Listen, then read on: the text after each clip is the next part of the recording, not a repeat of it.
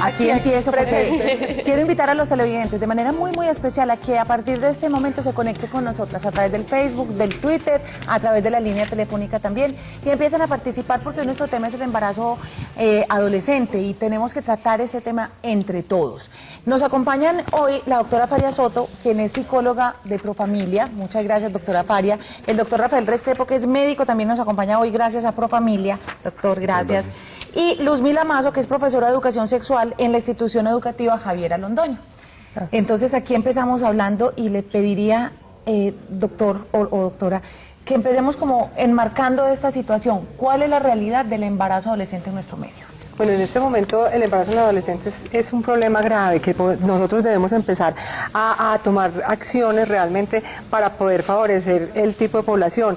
En primer lugar, porque dejó de ser un problema de la familia, un problema del barrio, para ser un problema social y que está de todas maneras incidiendo en los temas económicos incluso y deteniendo el desarrollo de las ciudades y de los países. Entonces pienso que es muy importante que empecemos. Es un trabajo intersectorial e interinstitucional que debemos empezar a trabajarlo porque de todas maneras, pues, o sea, si bien es cierto, existen anticonceptivos, forma de prevenir el embarazo, pero yo creo que tenemos que ir un poco más allá del trabajo y al imaginario que tienen los jóvenes y las jóvenes frente al tema del embarazo. Tiene estratos, y me perdonan por la pregunta, espero no ser ofensiva, pero tiene de pronto diferenciación entre los estratos socioeconómicos. Claro que sí, obviamente, y además los niveles educativos sí influyen mucho, o sea, en niveles educativos más bajos o en estratos socioeconómicos más bajos, el embarazo en adolescentes es mucho más alto. Lo mismo también en zonas rurales o en zonas urbanas.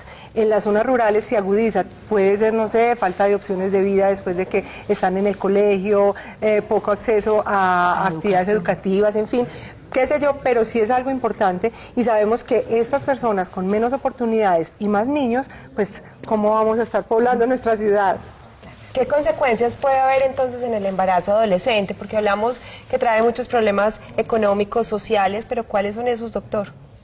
Bueno, en realidad es un problema multifactorial, no es solamente la parte de la salud que afecta a las adolescentes en un embarazo a temprana edad, sino también la parte de la educación y las expectativas en sus proyectos de vida. La parte en lo que compete a la salud, una joven que se embaraza, la mayor parte de las veces el control prenatal, que es el que permite detectar sus problemas de salud durante el embarazo, donde más de la mitad de las mujeres pueden resultar con algún problema, es una consulta tardía, porque son jóvenes que muchas veces ocultan su embarazo inicialmente y cuando en promedio están consultando entre el cuarto y el quinto mes de embarazo, inclusive en casos extremos, hasta el momento del parto vienen a saberse con anticipación y poderlo solucionar. Además de eso, son niñas que muchas veces adolecen de algún factores nutricionales, está ligado a la pobreza y eso hace que tengan anemia. Y el problema de la hipertensión asociada al embarazo se da en el doble en las jóvenes que son menores de 16 años que en el resto de las mujeres. Entonces estamos hablando que su salud está seriamente afectada en un embarazo a temprana edad, sin contar todas las consecuencias que de ahí se derivan después del nacimiento de un bebé. A mí lo que me parece increíble es una época donde hay tanta información y tanta facilidad de acceso, digamos que la información se ha democratizado tanto, pues como sabiendo tanto de educación sexual pasa esto, aumentan las cifras, no debería ser lo contrario, o es que no estamos educándolos de manera adecuada, la comunicación que estamos usando para hablar de este tema no es la adecuada y la que los jóvenes necesitan recibir.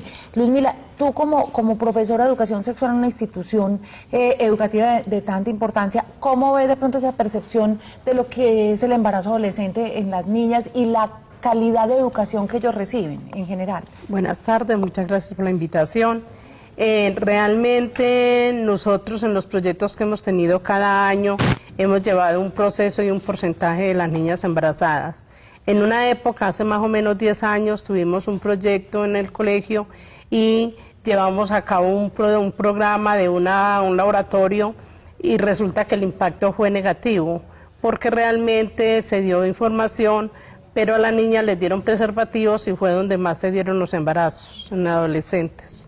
¿Y por qué se dio esto? ¿Era como darles permiso? Era como darles o sea, ellos lo tomaron como si pudieran hacerlo, y realmente el impacto fue al contrario. Debiera haber sido un impacto positivo de la información y de los talleres que se hicieron, pero las niñas lo que pasó fue que tomaron esto como un juego y creyeron que era permitido hacerlo y tomarlo, y por eso estas niñas en este año fueron más los embarazos en adolescentes que realmente no esperábamos, porque estábamos llevando un proyecto a cabo desde hacía 10 años para acá, y resulta que las niñas, pues, ellas tomaron como un juego, como una apropiación, de tomarlo como si fuera algo que ellas... Nos están dando permiso, sí, hagámoslo, aquí las tengo, pero no las uso. Exactamente, Sí. como ensayar, y de ensayando se quedaron. Ajá. Entonces, Hay algo, y qué pena que te interrumpa, pero me parece que es indispensable el papel de los padres de familia en este proceso de educación sexual. El que los colegios tengan dentro de sus cursos el curso de educación sexual ha hecho un poco que los padres de familia relevemos de pronto esta obligación y se la entreguemos al colegio, y de pronto no estemos hablando lo suficiente de sexo también en nuestras casas. Lo que pasa es que ellas, las niñas en las casas, no se atreven a hablar con las mamás. Lo toman como un tabú, y toman de hablar con la salud, con las mismas compañeritas, pero se llevan una mala información, porque ellas creen o toman una información de que con tener una relación, la primera relación no quedan en embarazo, donde resulta de que ellas están tomando como un juego esto, y resulta que a muchas les sucede lo contrario, quedan en embarazo sin darse en cuenta y sin estar preparadas, embarazos no deseados. Doctor Rafael, desde Profamilia, ¿cómo se percibe este fenómeno? Bueno, inicialmente nosotros tenemos que mirar que el embarazo en adolescentes tiene unos momentos interesantes que se han hecho investigaciones. Entonces sabemos que iba en un pico, subiendo. En la última década se han tratado de hacer un trabajo un poquito más integral, porque inicialmente, cuando en el 1993 empezaron a hacer de carácter obligatorio los proyectos de educación sexual en las instituciones educativas, se empezó a trabajar ¿qué? Anatomía, fisiología, métodos anticonceptivos, pare de contar. ¿Qué pasa? De pronto tal vez la información no es la que hace que se aumente el embarazo en adolescentes, o que definitivamente pues se aumenten las relaciones sexuales. Es todo, estamos en un proceso de evolución, los medios de comunicación, las redes sociales, la música, la forma de vestirse, más acceso, claro, a una cantidad de partes. diferentes culturas, o sea, ya teníamos la internet, entonces todos estos fenómenos influyen también en el comportamiento de los jóvenes. Resulta que ahí nos fuimos quedando un poco, y el proyecto de educación sexual lo llevamos a cabo solamente como desde la información. Más adelante empezamos a ver que era importante empezar a hacerlo de manera integral, o sea, la casa, el colegio. Entonces empezamos a que era un problema solamente de los papás y de los colegios, pero después empezó a ver que ya era un tema político. Y poco a poco se empezaron adelantando acciones para mejorar el tema del embarazo en adolescentes, y empezamos a ver que, por ejemplo, que entre el 2000 y el 2005 se aumentó muchísimo el embarazo en adolescentes, según la Encuesta Nacional de Demografía y Salud, del 11% al 19%.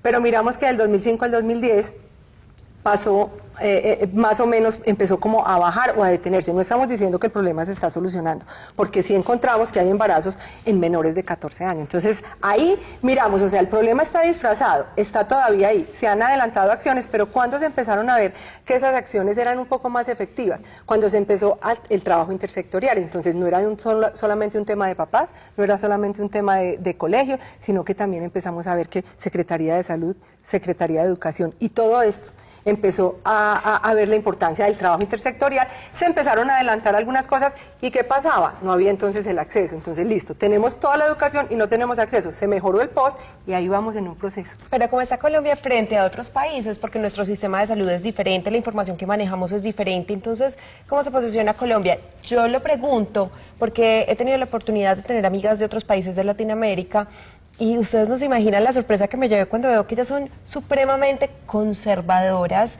y la mayoría de mis amigas de otros países no tenían relaciones sexuales hasta el día del matrimonio. ¿O no lo contaban? No, sí. O sea, yo quiero que se sienta con las amigas a conversar, y estoy segura que era así. Y contaban esa historia con su esposo, era algo lindo, y de verdad sentía en algún momento como, ay, qué rico. O sea, fue su esposo y se guardó para él, y todavía guardan ese concepto. que me parece que en Colombia de pronto O se hemos casaban más descuidado. jóvenes también. Pues O sea, sí, se casaban más jóvenes, pero jóvenes eran 20 años, sí son 23 mucho años, más conservadores. pero no 16, Pero sí son mucho, y se madura más tarde. O sea, o se crece un poquito más tarde. Entonces uno ve todavía, por ejemplo, lo vi en Perú, niñas de 14 años que siguen siendo niñas. Mientras que aquí a los 14 ya recorrieron, entaponadas, vieron y vinieron. maquilladas, ya está con prótesis, pues que las mismas mamás van y le llevan a poner las prótesis. En comparación con otros países, ¿cómo estamos ubicados? Bueno, Colombia es un país que está por debajo de otros países donde, por ejemplo, en unos países africanos, en el Congo, en Níger, es un embarazo, una adolescente de cada 5 ya está en embarazo. Ay, Dios mío. Pero en nuestro medio, por ejemplo, nosotros en Brasil o en Venezuela hay más embarazos adolescentes que en Colombia, pero estamos muy por debajo de todos los países del resto de América Latina. Pero el asunto no es que la abstinencia es la única alternativa, porque de todos modos también tenemos que ser conscientes que los jóvenes hoy en día inician una actividad sexual tal vez a una edad más temprana, casi que a los 20 años podríamos decir que casi todas las personas han tenido inicio de su actividad sexual. Es verdad, cuando nosotros hacemos la consulta y dentro de las preguntas que hacemos en Profamilia es ¿a qué edad tuvo su primera relación sexual? Y uno casi que puede ir como tanteando, dice, hay personas que ni tuvieron la primera menstruación cuando ya han iniciado su vida sexual. ¿Qué tiene que ver póngale esto? que un añito después, pero uno ve una mujer profesional o una mujer que alcanzó un nivel de desarrollo intelectual mucho mayor, esas mujeres postergaron el inicio de su actividad sexual, y eso es cierto. Usted puede decir, no, yo mi primera relación sexual la tuve a los 19, a los 25 años, y punto. Pero uno no quiere decir que es postergar, sino el acceso a la información, porque el modelo holandés, que es el modelo más exitoso de educación en materia de educación sexual, no es tapar, es antes hablar abiertamente desde el hogar, y no solamente hablar abiertamente, sino un sistema de salud que es amigable con los jóvenes y los valora, y una cultura, y ahí es donde nosotros tenemos un problema cultural. Entonces muchas veces si podemos darles a ellos todos los elementos de información de anticoncepción o la biología de la reproducción, pero si eso no está acompañado de un cambio de pensar, de que la sexualidad no está ligada a la maternidad, sino que tenemos que pensar que es una forma de que las personas puedan comunicarse, expresar sus sentimientos, pero sin necesariamente embarazarse. Ahí es donde está el asunto. Y como tenemos una sociedad con graves problemas, donde hay abuso, porque muchos de estos embarazos adolescentes vienen por el abuso, donde hay pobreza, donde muchas veces lo decías, no ven más en su proyecto de vida, ni siquiera tienen la expectativa de entrar a la educación superior, entonces su novio ya empezó a trabajar, entonces ya tengamos el primer hijo, por muchas cosas, entonces es un problema de la sociedad completa. Más adelante hablaremos también de esto del síndrome del padre ausente y qué tanto impacto causa también en estas jovencitas que se están embarazando. Además, lo que decía Lucero también de la casita. Pues, ¿cómo le habla a mi hija? Sí. Pues para las televidentes que tenemos, hijos. Sí, ¿cierto? a los dos. Porque, vuelvo y repito, eso no es de uno, necesitan dos para un niño. ¿Cómo les hablo? ¿A partir de qué momento? Ahorita me dan una guía muy práctica, pues, por sobre favor. todo porque es que hay edades en las que es más fácil hablarles que otras, y eso lo tienes que, yo creo que empezar desde chiquito, porque es que si no, si uno le quiere hablar a un niño ya de 14, 15 años, te va a voltear la boca y te va a decir, mamá, o sea, Alejo ya me contó. Sí, pues yo ya lo hice, por nada. Sí. Vamos más adelante con ustedes, mientras tanto vamos con más temas también en el programa.